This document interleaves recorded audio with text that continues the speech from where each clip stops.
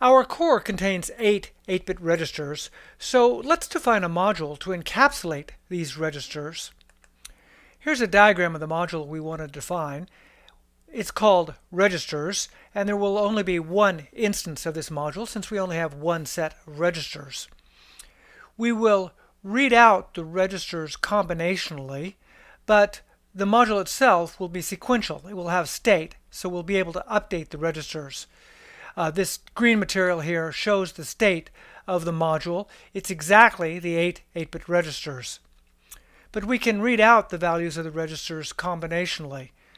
The A register is always being output on these 8 lines called A out, and the B register is always being output on these 8 lines called B out. These will be fed into the ALU module for the ALU instruction, but we can worry about that some other time. And likewise, we have the 16-bit XY register coming out in this output here, and we have the M1, M2 combined 16-bit register coming out on the output called M out. We also have the ability to output an arbitrary register as selected by the register read address.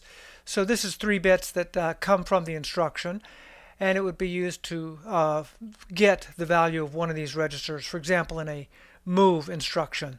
And that output will be selected by the read address and will come out on the general output called data out. We can also update the registers, and so we have a clock input. On the rising edge of the clock, the registers will be updated. We have a clock enable signal, and this is used for single stepping. So most of the time when we're single stepping, the clock enable will be low. The clock will continue to tick, of course, but nothing will happen because the enable is low. But every once in a while, when we want a single step execution, we will raise the enable line for one clock period, and then things will happen. We also have a reset input, which we will use to clear the registers to 0. So when we update, we have 3 lines to select which register will be updated. So we have a write enable for a general 8-bit register, and in that case the register that's being updated will be selected by this input here called register write address. And if that's not high, then we may be updating the XY register or the M register. That would be necessary in the add 16 instruction, for example. At any one time, only one of these write enable lines will be used, so we'll only do one kind of update.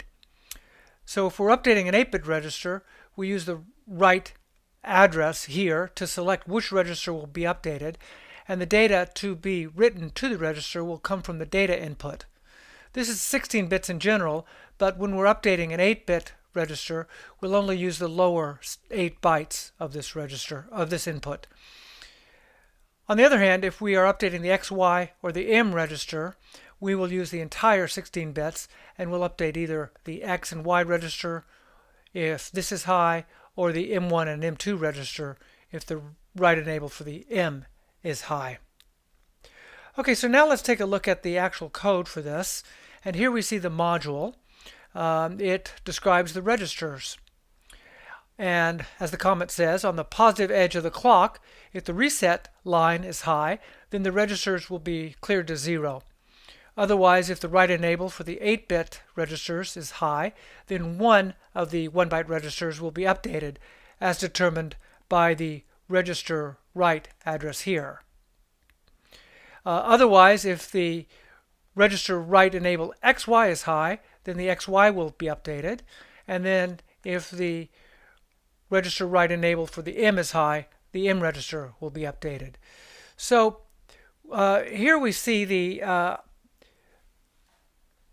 inputs and the outputs to this module, just as I showed before. The clock enable and reset, the 3 enable lines, and then here we have the read address, and here we have the write address. Both of these are 3 bits. And then we have the data in, which as I said was a full 16 bits. And then we have the data output, which is 8 bits, as selected by the read address. And then we have the A output, and the B output, which are 8 bits each. And then we have the XY output and the M output, which are 16 bits.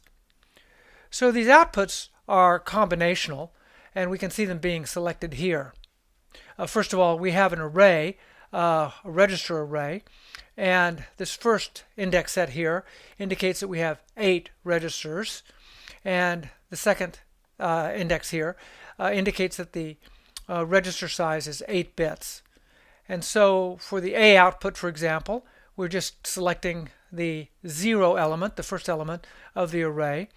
And for the B output, we're selecting the B register and feeding that into the B output. For the XY out, we are selecting the X and concatenating it with the Y register to get 16 bits, and that becomes the XY output. And for the M output, we're selecting the M1 and M2 registers and concatenating them for 16 bits of output. Now we can scroll down and look at the meat of the module where the registers are updated. So we see an always flip-flop construct that is active on the rising edge of the clock, and we see if clock enable. So the rest of this module, from this begin here all the way down to the bottom, is only active when the clock enable is high, and then on the rising edge of the clock we update the registers. So we have an if statement. If the reset line is high, then we set all of the registers to 0. Otherwise, if the 8-bit enable is high, then we will update one element of this register array, and that element is selected by the right address here, and we will take the lower 8 bits of the data in, and we will update the corresponding register with that value. Otherwise, if the enable is high for the XY, then we will update the X and the Y registers using the most significant byte and the least significant byte from the data input. And finally, similarly, if the enable line is high for M, then we'll update M1 and M2 using the data inputs. I want to add that the spec doesn't require that we set the registers to 0 on reset or power on start, but I included this anyway, and I thought, well, maybe this is taking extra logic and we don't really need this branch of the if statement. And I tried deleting that code, thinking that it might save a few logic gates. That makes sense. Actually, it had just the opposite effect. It ended up taking more logic gates. So I think that's kind of a mystery, how the software will map our System Verilog code into a particular FPGA's abilities is somewhat, I guess, random, I think. And so it may be a good idea to take it out, but I left it in since it didn't seem to be hurting and taking up space, at least for the way things were set.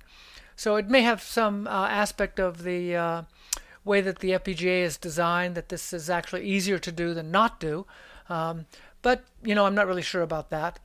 So I just wanted to mention that. Okay, that's it for the register module. I'll see you in the next video.